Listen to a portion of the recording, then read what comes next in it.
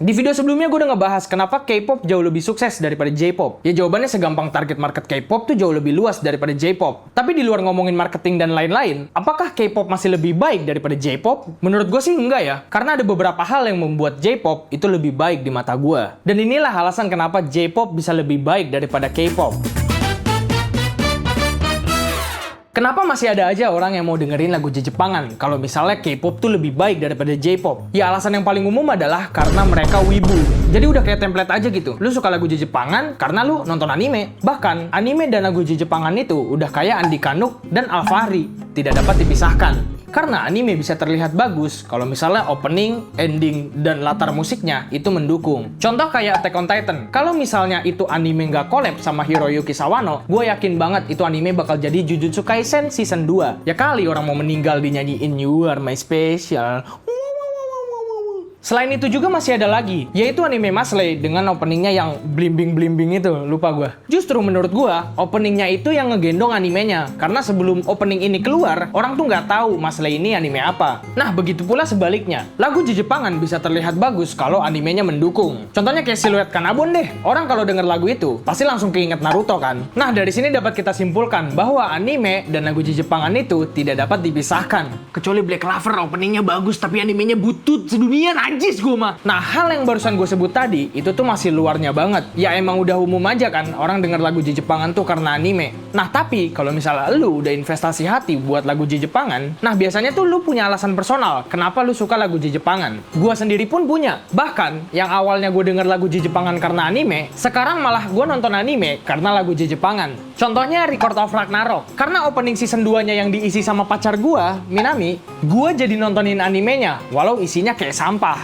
Nah, selain itu, gue juga punya 3 alasan lain kenapa gue cinta banget sama lagu Jepangan. Yang pertama, storytelling. Storytelling lagu Jepang tuh emang udah paling keren sedunia. Dan gak jarang juga mereka kolaborasi sama ilustrator Jepang buat bikin animasi di lagunya. Dan tujuannya bukan cuma buat flexing bahwa mereka tuh bisa bikin animasi yang bagus. Tapi animasi ini dibuat untuk memperkental dan memperindah cerita yang ingin disampaikan. Dan supaya lu juga makin paham tentang apa yang mau disampaikan sama si penulis lagu. Jadi lu bayangin, lu nonton satu season anime tapi cuma diringkas jadi 3-5 menit. Ya, karena memang sebagus itu storytellingnya, menurut gua. Nih, gua kasih contoh, lagunya Tuyu yang judulnya Compared Child atau anak yang diperbandingkan. Jadi di lagunya bercerita tentang seorang anak yang selalu dibandingkan dengan orang lain. Mau apapun yang dilakukan, karakter utama kita tuh selalu gagal. Karena perbedaannya terlalu jauh, maka timbullah rasa benci dari si karakter utama ini. Sampai pada akhirnya, si MC mau mengakhiri hidupnya. Tapi pada suatu saat, si MC dan orang yang dibandingin ini tuh gak sengaja ngobrol. Dan akhirnya si MC ini pun sadar bahwa orang yang selama ini dia benci ternyata tuh sayang sama dia.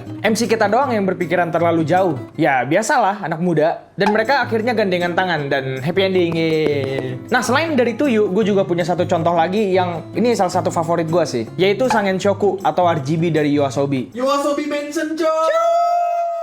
Baik udah.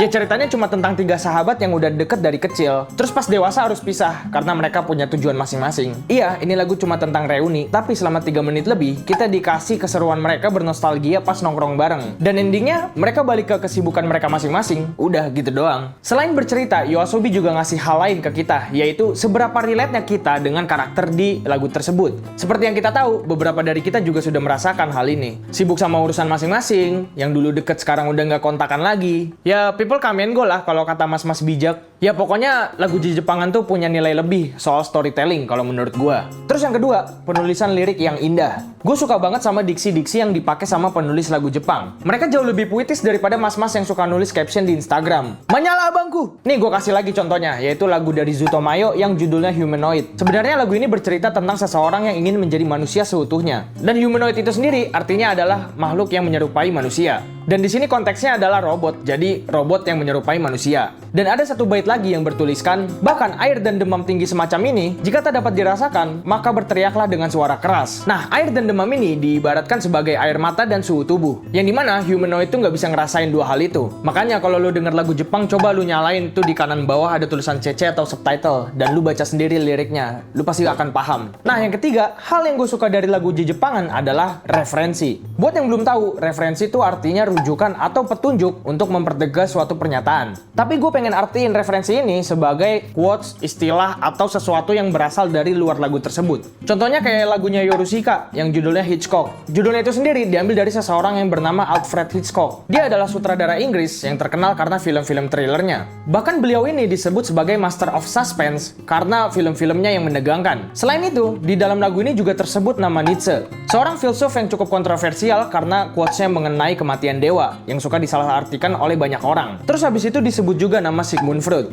seorang psikolog yang ngelahirin teori-teori baru, contohnya kayak teori kepribadian. Nah, selain Hitchcock, ada satu lagu lagi dari Yorushika yang judulnya Thought Crime. Thought Crime ini sendiri artinya adalah kejahatan pikiran. Kata Thought Crime ini pertama kali disebut di novelnya George Orwell yang judulnya 1984 atau 1984. Novel ini bercerita tentang masyarakat yang dikendalikan oleh pemerintahan yang otoriter. Seseorang bisa dikatakan sebagai thought crime kalau dia mempunyai pemikiran atau ideologi yang tidak lazim di mata pemerintahan. Nah, terus caranya supaya tahu bahwa dia thought crime atau bukan gimana? Ya, cuma pakai curiga aja. Jadi di novelnya juga ada yang namanya thought police atau polisi pikiran, yaitu seseorang yang ditugaskan untuk mengawasi dan menangkap seseorang yang dicurigai sebagai thought crime. Jadi kalau misalnya lu dicurigai punya pemikiran yang gak sejalan sama pemerintahan, besoknya lu bakal hilang, udah nggak ada, ditangkap. Hanya berdasarkan curiga aja. Intinya, dari judul lagunya aja, itu sebenarnya udah punya banyak makna. Nah, hal-hal kecil yang kayak gini yang bikin gue suka sama lagu Jepangan. Tapi, karena gue suka lagu Jepangan, bukan berarti gue denial dan gak mau dengerin lagu K-pop.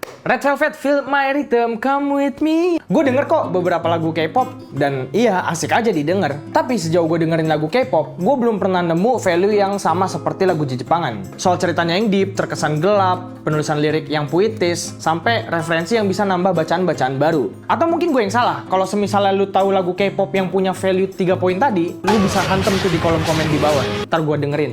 Dan satu hal lagi yang baru gue sadar, kalau K-pop tuh lagunya isinya tentang romansa, patah hati, ya pokoknya bau-bau romance gitu lah, soal cinta-cinta gitu. Tapi kalau lagu Jepang isinya tuh depresi, mau mengakhiri hidup, terus soal kehidupan, soal rasa iri, rasa ngamuk, pokoknya yang kayak gitu-gitu. Dan sebenarnya gue lebih suka sama hal-hal yang kayak gitu, makanya gue suka lagu Jepangan. Karena saya got no bitches gitu, saya tidak patah hati, tidak butuh.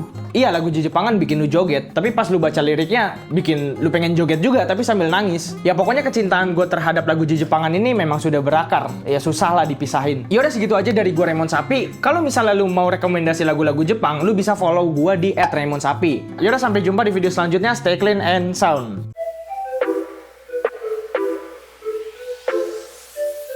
Disclaimer, video ini hanyalah opini gue semata, tidak merepresentasikan penulis lagu dan menghina K-popers. Ini semua hanyalah apa yang saya pahami, saya dengar, dan saya ketahui. Stay clean and sound.